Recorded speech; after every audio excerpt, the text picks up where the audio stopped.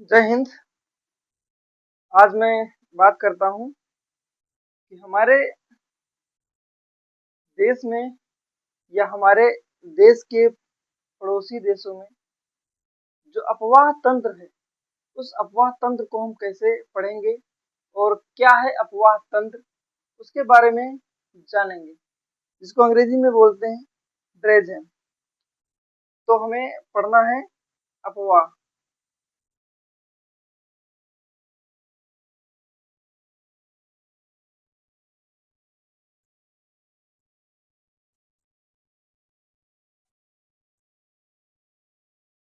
अफवाह तंत्र, देखिए अफवाह तंत्र एक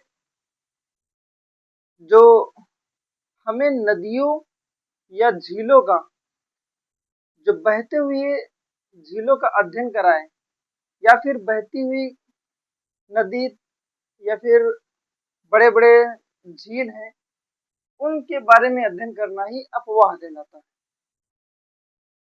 अगर मैं बात करूं भारत में, तो भारत में अफवाह तंत्र चार प्रकार के होते हैं।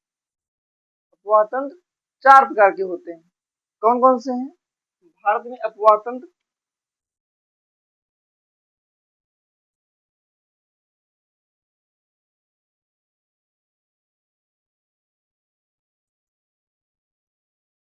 भारत में अफवाह तंत्र चार प्रकार के होते हैं।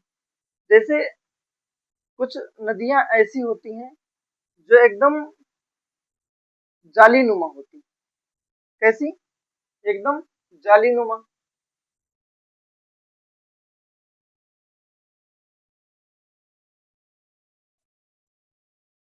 जाली नुमा अफवाह तंत्र। जालीनुमा अफवाह तंत्र की बात यह है कि कोई अगर नदी बह रही है तो उसका आकार एकदम आयताकार से थोड़ा सकरा या फिर चौड़ा होगा, उसे हम जालीनुमा अफवाह तंत्र बोलते हैं। जैसे ये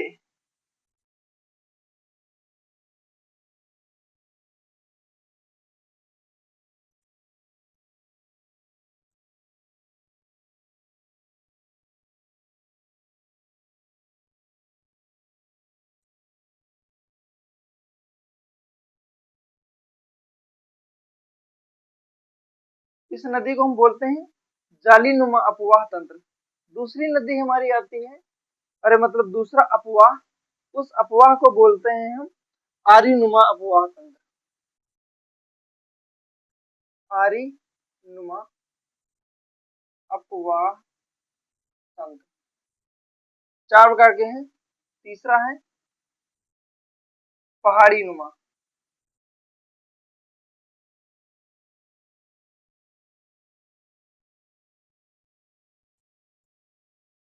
चौथा है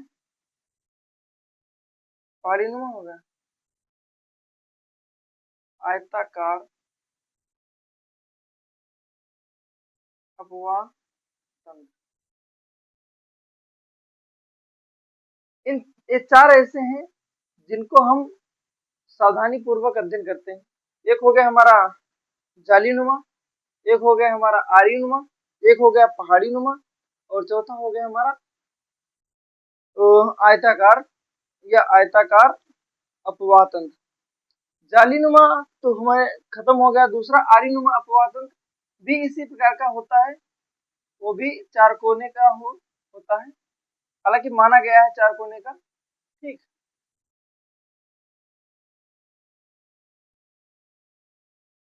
इसे हम बोलते हैं आरीनुमा।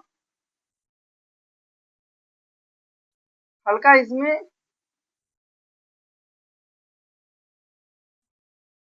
थोड़ा धारदार बना होता है। फिर आता है पहाड़ी नुमा। पहाड़ी नुमा आकृति ऐसी है जैसे कि हिमालय की तरफ चले जाइए या फिर जहां जहां पर पहाड़ी आकार है और पहाड़ियों से जो नदी या अपवाह तंत्र निकले हुए हैं, उन नदियों को हम बोलते हैं पहाड़ी नुमा अपवाह तंत्र, जो एकदम पहाड़ के रूप में बने होते हैं।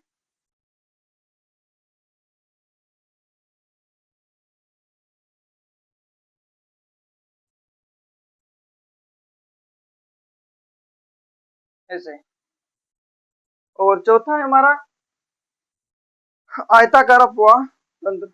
आयताकार अपवाह तंत्र से समझ रहे होंगे कि जो आमने सामने की भुजा या मतलब हर चीज ये आमने सामने की नदी तंत्र आपस में बराबर हो या फिर देखने में ऐसा लगे, उसे हम बोलते हैं आयताकार अपवाह तंत्र। ये हमारा आयताकार अपवाह तंत्र हो गया।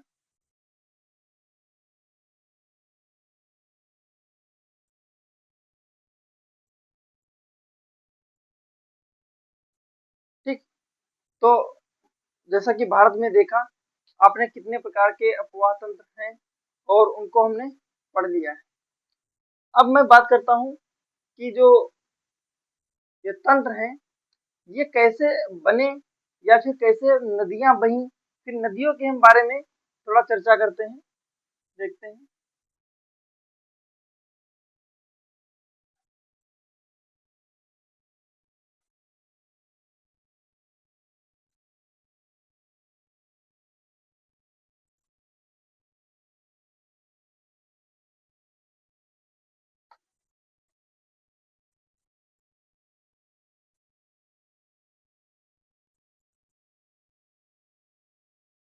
नदियां, नदी कोई भी हो, हालांकि उसे तीन भागों में विभाजित किया ही जाता है या फिर तीन भागों में बांटा जाता है। जैसे कोई ग्लेशियर से निकल रहा है, कोई तिब्बत से निकल रहा है, कोई पहाड़ों से निकल रहा है, तो एक ऊपरी भाग हो गया और धीरे धीरे आकर के बीच में थोड़ा सकरा हो जाता है, उसे मध्य भाग बोलते हैं। फिर धीरे धीरे आने पर जो छोटा हो जाता है या फिर जहां पर गिर जाती है उसे हम निचला तंत्र बोलते हैं। तो नदियां जैसे कि ये हमारी मान लो नदी है,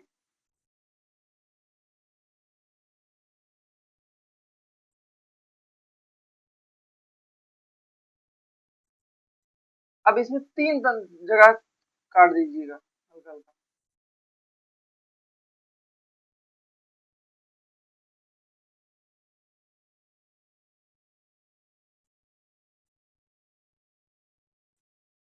ये हो गया हमारा ऊपरी भाग, ये हो गया हमारा मध्य भाग, ये हो गया हमारा निचला भाग।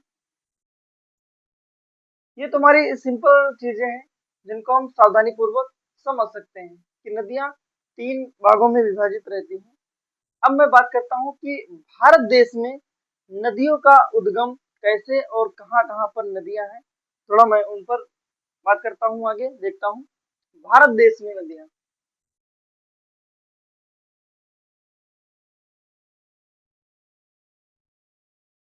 तो भारत देश में नदियां दो प्रकार की पाई जाती हैं। भारत देश में नदी जो है दो प्रकार की पाई जाती है। एक नदी जो हिमालयी नदी, मतलब जो हिमालय से निकली होती है या फिर पर्वतों से निकली होती है, उस नदी को हम बोलते हैं हिमालयी नदी। और दूसरा जो नदी है उस नदी को हम बोलते हैं प्रायद्वीपीय नदी। उस नदी को क्या बोलते हैं? प्रायद्वीपीय नदी। समझ में आया? प्रायद्वीपीय नदी।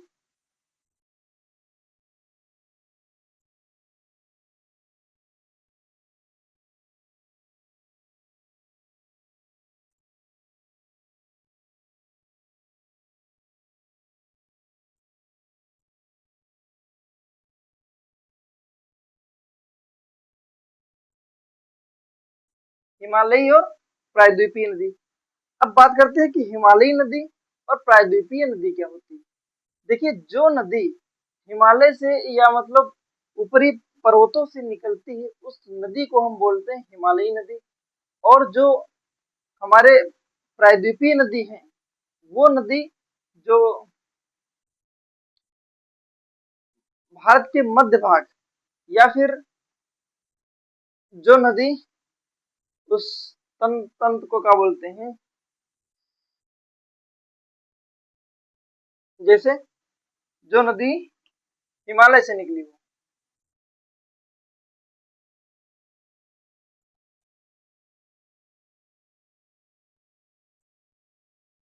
उसे हिमालयी नदी बोलते हैं।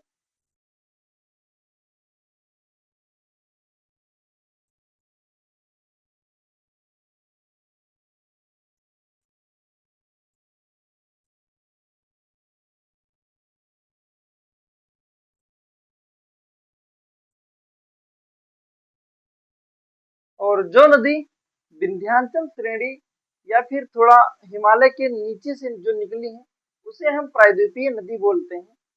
जो नदी हिमालय के थोड़ा नीचे से निकली है उन नदियों को हम बोलते हैं प्रायद्वीपीय नदी।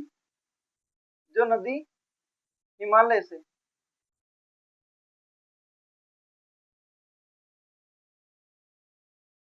नीचे से निकली है या विंध्याचल श्रेणी से गुजरती या पास से निकलती है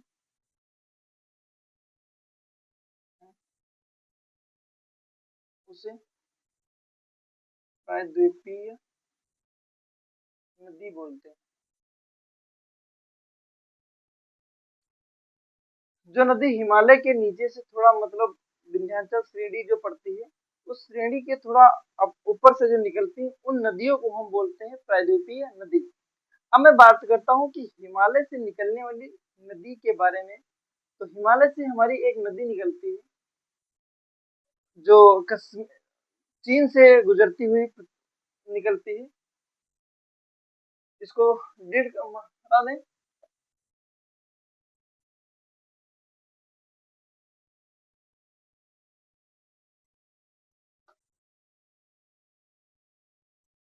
अब मैं बात करता हूँ हिमालय से निकलने वाली नदी।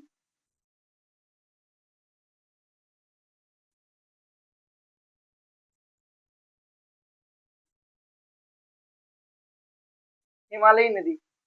हिमालयी नदी हमारी एक ऐसी नदी है जो चीन से लेकर के और भारत से लेकर के पाकिस्तान से लेकर के सीधे अरब सागर में गिरती है।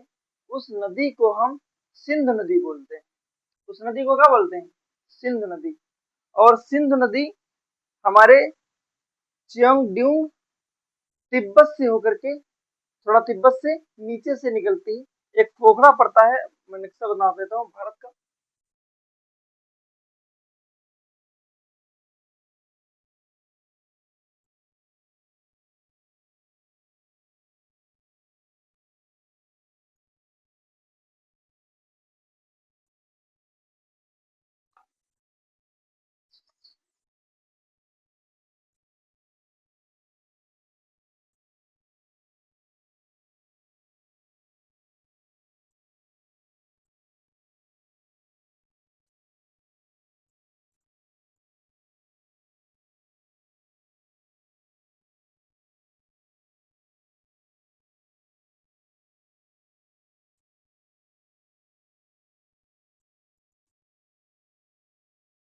चलिए ठीक, ये हमारा हो गया चीन, ये हो गया भारत, ये हो गया पाकिस्तान। पाकिस्तान, ठीक। तो चीन में हमारा ये पड़ता है तिब्बत। चीन में हमारा पड़ता है तिब्बत।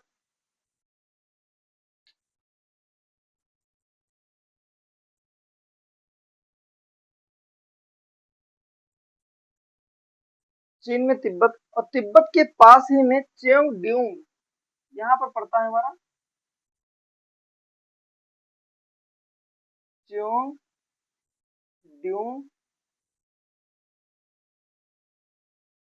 ग्लेशियर।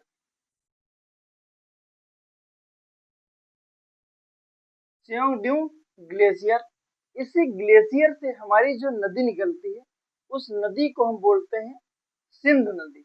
क्या बोलते हैं? सिंध नदी। और कैलाश रेंज थोड़ा पास में पड़ती है, कैलाश पर्वत यहाँ पर पड़ता है, कैलाश रेंज।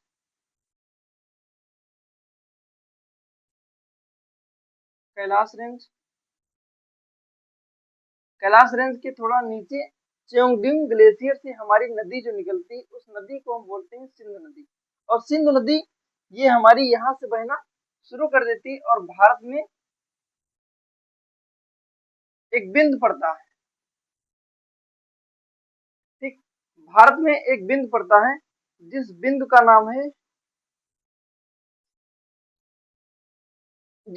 नाम है दमचौक बिंदु। क्या नाम है? दमचौक बिंदु। और दमचौक बिंदु, दमचौक बिंदु, इस दमचौक बिंदु से हमें भारत में ये नदी प्रवेश कर जाती है, सिंधु नदी। इस नदी का नाम क्या है? सिंधु नदी। अब दमचौक बिंदु ये हमारा जम्मू कश्मीर में पड़ता है। अब जम्मू कश्मीर से धीरे धीरे ये नदी आगे भारत में प्रवेश करके और भारत से ही बाहर लद्दाख रेंज होते हुए हमारे ये जो बाहरी बिंदु पड़ता है उसको बोलते हैं चिल्लाम चिल्लाम बिंदु। चिल्लाम बिंदु से होकर के निकल जाती है और ये धीरे धीरे आकर के धीरे धीरे पाकिस्तान होते हुए पाकिस्तान में यहाँ पर एक फिर तिब्बत पड़ जाता है। यहाँ पर एक कराची ग्लेशियर पड़ता है। कौन सा ग्लेशियर पड़ता है? Karachi glacier. Karachi glacier, Karachi glacier से होते हुए और ये अरब सागर में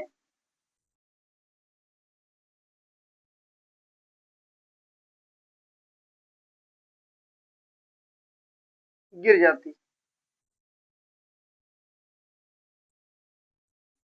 इसका पानी अरब सागर में मिल जाता है।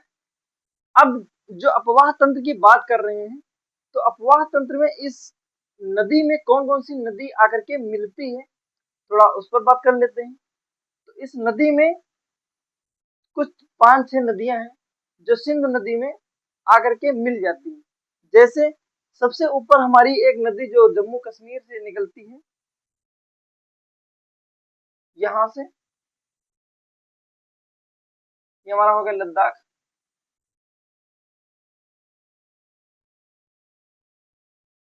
ये हो गया जम्मू कश्मीर, ये हमारा हो गया हिमाचल प्रदेश,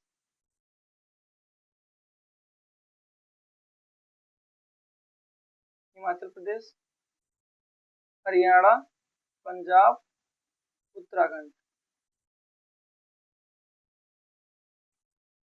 राजस्थान, गुजरात। इन्हीं 3-4 ऐसे जगहों से जो नदी निकलती है। तो पहला नदी जो हमारी निकली है जम्मू कश्मीर से वो है हमारी झेलम। कौन सी नदी है? ये हमारी नदी आ गई हमारी झेलम। इस नदी का नाम है झेलम। ये हो गई सिंधु, ये हो गई झेलम। फिर यहीं से एक नदी और इसी में प्रवेश करती है, उस नदी का नाम है चेनाब। झेलम हो गया, चेनाब हो गया। और फिर हिमाचल प्रदेश के थोड़ा नीचे और नहीं, जम्मू कश्मीर के थोड़ा नीचे और हिमाचल प्रदेश के थोड़ा ऊपर उत्तराखंड के थोड़ा जस्ट पश्चिमी साइड से एक नदी और जुड़ जाती है जिस नदी का नाम है रावी नदी। जिस नदी का नाम है रावी नदी।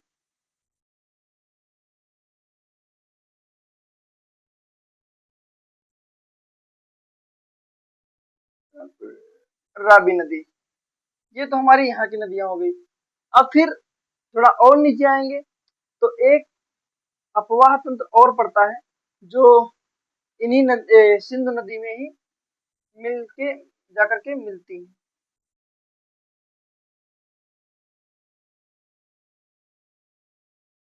ठीक, रावी के थोड़ा हिमाचल प्रदेश से एक नदी निकलती है, उस नदी का नाम है ब्यास नदी। ब्यास नदी, ब्यास नदी बहुत ही मतलब अच्छी मानी जाती है। और कुछ समय पहले जब यहाँ पर विदेशी आक्रमणकारी आए थे तो उस समय भारत के शासक चंद्रगुप्त मौर्य थे। चंद्रगुप्त मौर्य थे और जो मुगल वंश या मध्य एशिया से लोग जो आ रहे थे उनको रोकने के लिए यहाँ के पंजाब में एक चाणक्य जी रहते हैं, जो बहुत ही प्रकांड विद्वान, जिन्होंने भारत में आने पर उन पर रोक लगाई थी। वो नदी बोले थे कि ब्यास नदी को अगर पार करके जाओगे तो आपको खतरा है। तो इसलिए जो मध्य एशिया के लोग थे वो कुछ लोग जो है डर गए थे, मध्य एशिया के कुछ लोग डर गए थे। उन्होंने ऐसा रास रच दिया था चाणक्य ने, क्योंकि उनके पास और कोई चारा नहीं था, लड़ सकते नहीं थे, जीत सकते नहीं थे, जिसका वो साथ मतलब सहयोग लेना चाहते थे। वो भी हमारे भारत देश का जो राजा था, उस राजा का नाम इस राजा का नाम क्या था यार, मतलब बहुत ही क्रूर शासक था। हालांकि इतना ध्यान नहीं देता था भारत पे, उस राजा का नाम नहीं याद आ रहा। ठीक। तो ब्यास नदी को पार करने से रोका था। और दूसरी फिर एक नदी हिमाचल प्रदेश से निकलती है, सतलुज नदी। सतलुज नदी, सतलुज नदी। तो हमारी 5-6 नदियां हो गई जो हमारी सिंधु नदी घाटी में जुड़ती हैं। कौन सी पहली है? झेलम, चेनाब, ब्यास, राबी और झेलम, चेनाब, राबी, ब्यास, सतलुज। कौन सी? झेलम, चेनाब, राबी, ब्यास और सतलुज। ये नदी जो है सिंध नदी से जुड़ी हुई है। और मैं बात करता हूँ दमचौक के पहले, कुछ नदी ऐसी हैं जो मिली हुई हैं, जैसे कुछ नदी जैसे विंध्याचल, एक नदी का नाम है गिलगिट नदी। गिलगिट नदी यहाँ पर मिलती है, गिलगिट, गिलगिट नदी। एक नदी ये भी याद रखना, गिलगिट नदी पहले ही मिल जाती है। ठीक। तो हमने अब अपवाह तंत्र समझ लिया कि सिंध घाटी या सिंध नदी में जो मिलने वाली नदियां हैं उन नदियों के बारे में पढ़ लिया। अब मैं बात करूंगा कि जो प्रायद्वीपीय नदी है, प्रायद्वीपीय नदी किधर को बहती है और कहाँ पर जाती है। क्योंकि सिंध नदी में जितनी भी सहायक नदियां थी वो तो हमारी अरब सागर में गिर गई। अब मैं बात करता हूँ कि बंगाल की खाड़ी में गिरने वाली नदियों के बारे में। इधर है हमारा बंगाल की खाड़ी,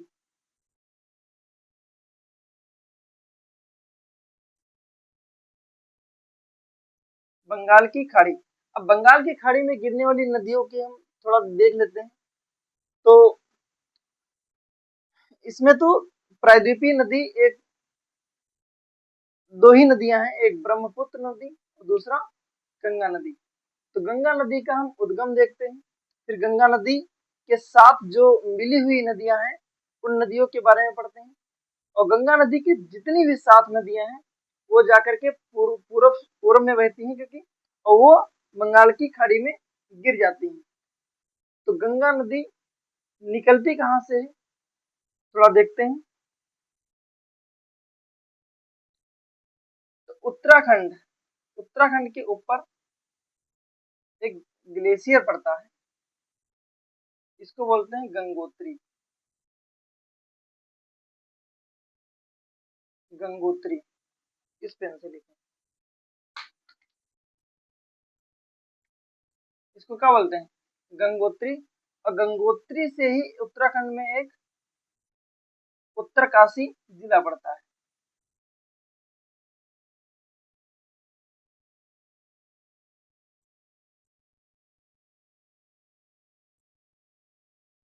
गंगोत्री या उत्तरकाशी जिला, उत्तरकाशी जिले में ही हमारा गंगोत्री। हालांकि बहुत सारी चीजें हैं जो जिनको पढ़ाना है इनके बारे में नदी तंत्र में, लेकिन आप मोटा मोटा देख लेते हैं। ठीक। तो उत्तरकाशी से जब ये निकलती है नदी, इसमें कौन कौन सी नदी और जुड़ जाती है? तो पहले हमारी जुड़ गई यमुना, यमुना जुड़ गई, गोमती जुड़ गई, गोमती नदी जुड़ गई,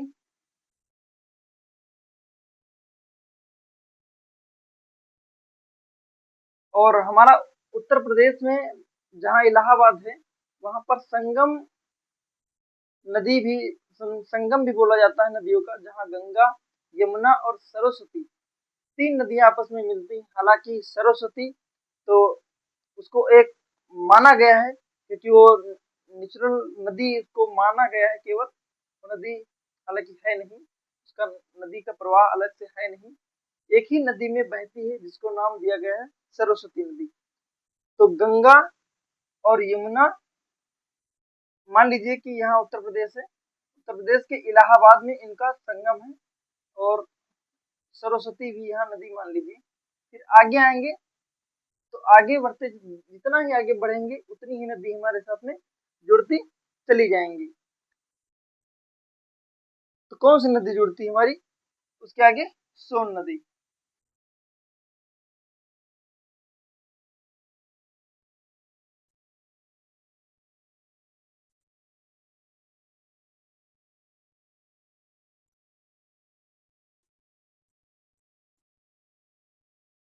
सोन नदी हो गई। फिर और धीरे धीरे आगे बढ़ते चले जाएंगे तो मैं और नदियों को पढ़ना पड़ेगा।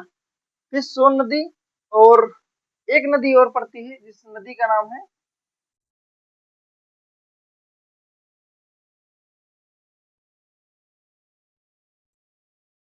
घाघर नदी, जिस नदी का नाम है घाघर नदी। और ये जो नदियां हैं सारी गंगा के अपवाह तंत्र से होते हुए या मिलते हुए ये अरब सागर में पहुंच जाती हैं। कहाँ पहुंच जाती हैं? ये बंगाल की खाड़ी में पहुंच जाती हैं।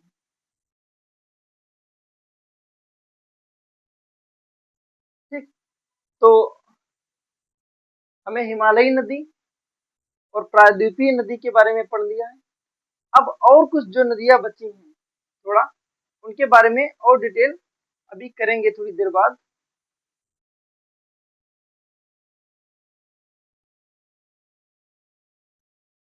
तो इतना देख लिया हम। ठीक। फिर मैं अब बात करता हूँ अभी इन्हीं नदियों में और कुछ बचा है। घाघर नदी हो गया, सोन नदी हो गया, यमुना हो गया, गोमती हो गया, उत्तरकाशी हो गया, और गंगोत्री ग्लेशियर, इसको बोलते हैं ग्लेशियर, याद रखना।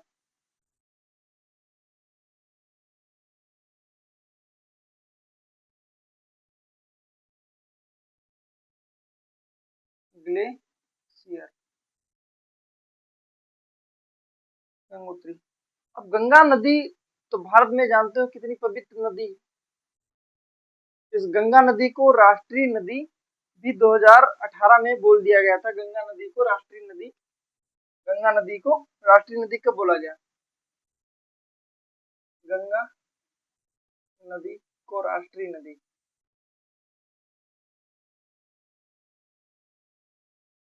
2008 में बोला गया।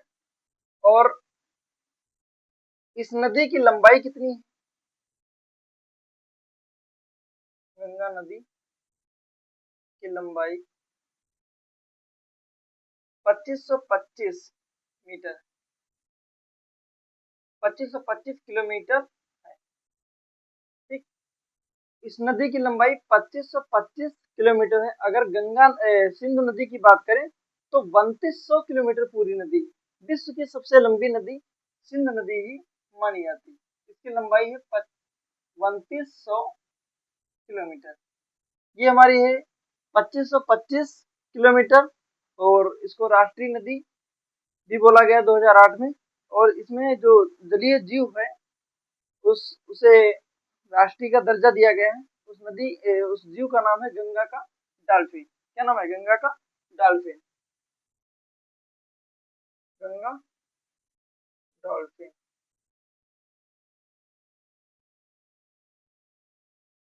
गंगा डॉल्फिन। अब बात करते हैं कि गंगा डॉल्फिन हो गया। और इस नदी का तंत्र जो है 11 प्रदेशों से होकर के बहती है। कितने प्रदेशों से? 11 प्रदेशों से गंगा। हिमालयी नदी सिंधु हो गई, गंगा हो गई प्रायद्वीपीय नदी, गंगा नदी और गंगा डॉल्फिन। और ये कितने प्रदेशों से बहती है? प्रदेश की बात करें तो 11 प्रदेश से बहती है, 11 प्रदेशों से ये नदी बहती है। और इसे राष्ट्रीय दर्जा 2008 में दिया गया था। और राष्ट्रीय जलीय जीव जो गंगा डॉल्फिन है 2009 में बोला गया था। राष्ट्रीय जलीय जीव 2009 में बोला गया था। ठीक, 11 प्रदेशों से बहती है। और इस नदी को जीवित व्यक्ति भी बोला गया है। इस नदी को जीवित व्यक्ति भी बोला गया है। गंगा नदी को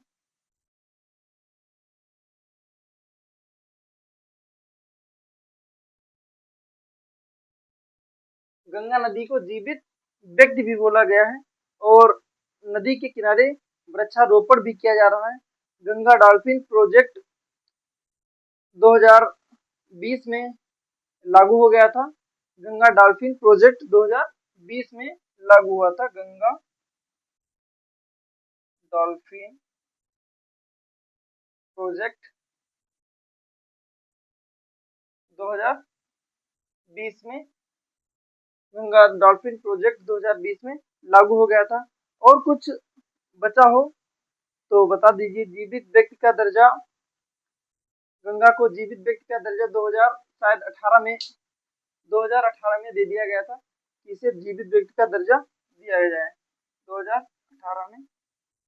तो हमारी प्रायद्वीपीय नदी और हिमालयी नदी का हमें समापन करते हैं। ठीक, अब आगे जो कुछ नदियां बची हैं फिर बाद में देखते हैं।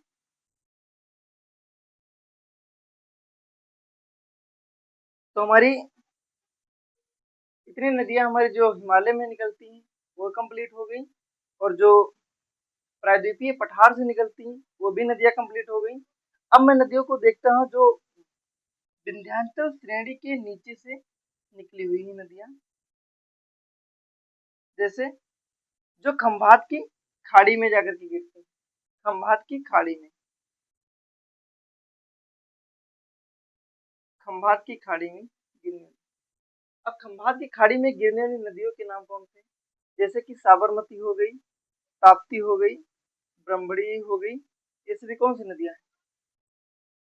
साबरमती,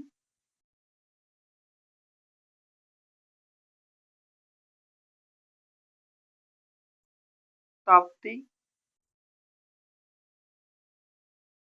माही नदी,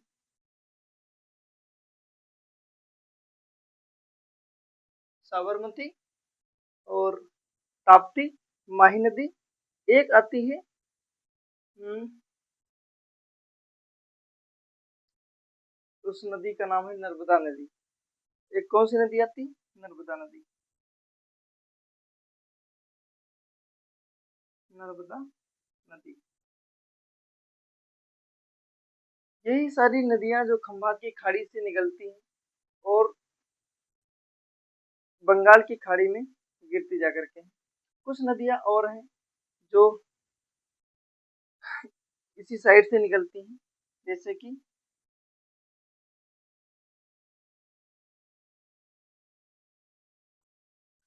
एक हो गई तुंगभद्रा नदी, तुंगभद्रा और हंगरी नदी। तुंगभद्रा,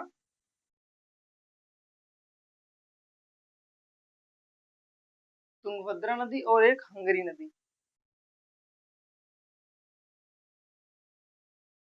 हंगरी नदी, ये सभी तो हमारे जो भारत भारत देश है, भारत देश के जो पश्चिम साइड में जो साइड है, उस साइड से जो नदियां बह रही हैं वो नदियां होगी। और कुछ नदियां ऐसी हैं जो बंगाल की खाड़ी में गिरती हैं। और दामोदर नदी स्वर्ण रेखा के नीचे हमारी बहती है। ब्रह्मणी नदी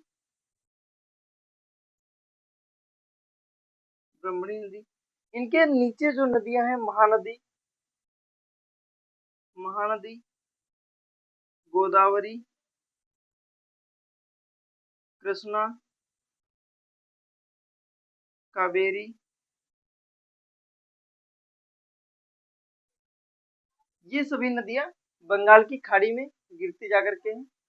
तो जैसा कि समझ में आ गया होगा कि हमारी जो प्रायद्वीपीय नदियां हैं या पहाड़ी नदियां हैं या विंध्याचल श्रेणी के नीचे से जो निकलने वाली नदियां हैं, मैंने सभी नदियों को नाम बता दिया है। अब एक बार दोबारा रिपीट कर देते हैं। जैसे हिमालय से निकलने वाली सिंधु नदी है, तो सिंधु नदी में कुछ नदियां जो मिली हुई हैं, जैसे हमारी नदी हो गई सिंधु, हो गई झेलम, हो गई चेनाब, हो गई रावी, हो गई ब्यास, हो गई और सतलज नदी होगी। सिंधु, चेनाब, रावी, ब्यास, सतलज। ठीक, उसके नीचे अब जब खंभात की खाड़ी में आएंगे तो खंभात की खाड़ी में तीन नदियां जाती हैं, तीन या चार नदियां जाती हैं। जैसे साबरमती हो गई, ताप्ती नदी हो गई, माही नदी हो गई और नर्मदा नदी हो गई। साबरमती, माही, ताप्ती और नर्मदा नदी। उसके नीचे थोड़ा और जब आएंगे तो नदी बहती है हमारी तुंगभद्रा नदी और हंगरी नदी। ये हमारी इस साइड की नदी हो गई जो पश्चिम साइड की है, हालांकि पश्चिम साइड, भारत के पश्चिम साइड में। और फिर मैं बात करता हूँ कि तिब्बत वाली नदी या फिर जो हिमालय से थोड़ा नीचे निकलती है, जिनका नाम है ये गंगोत्री ग्लेशियर से गंगा से जो निकली हुई नदियां हैं, गंगा के साथ में जो नदी, तो नदियां हैं जैसे कि यमुना हो गई, गोदावरी हो गई, कृष्णा हो गई, सोन नदी हो गई, घाघर नदी हो गई। फिर सुवर्ण रेखा के थोड़ा एक ऊपर नदी पड़ती है जिस नदी का नाम है दामोदर नदी। उसके नीचे है ब्रह्मणी नदी, महानदी, गोदावरी, कृष्णा, कावेरी। ठीक, तो पूरी नदियां हमारी समाप्त हो गई।